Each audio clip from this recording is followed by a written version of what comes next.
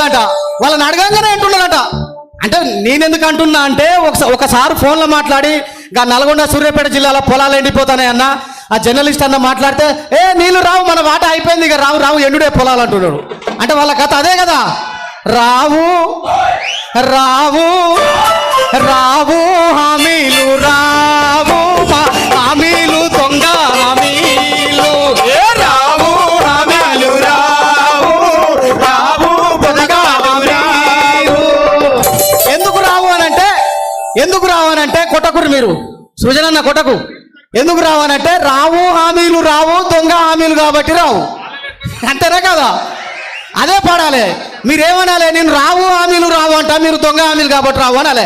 అరే రావు హామీలు రావు దొంగ హామీలు రావు, రావు హామీలు రావు దొంగ హామీలు రావు, రావు హామీలు రావు దొంగ హామీలు రావు.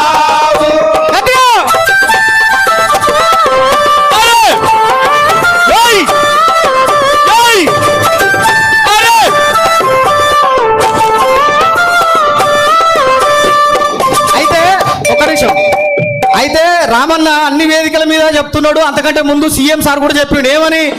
రైతు బంధు టక్కి టక్కి టక్కి టక్కి పడతాయి అన్నాడు అలేవా?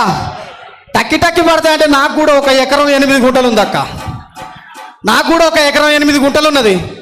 టక్కి టక్కి పడతాయేమో అంటే టక్కి లేదు టిక్కు లేదు, ఏడికెళ్ళి పడతలేవు, ఎట్లా పడతలేదు ఏంద్రా అని చూస్తే నాకు అప్పుడు అనిపించింది, నీ టక్కి టక్కి సౌండ్, నీ టక్కి టక్కి సౌండ్ ఏది సీఎం సారు, నీ టక్కి టక్కి సౌండ్ ఏది సీఎం సారు, నీ మాటలన్నీ నీటి మూటలయ్యను నేడు, నీ టక్కి టక్కి సౌండ్ ఏది సీఎం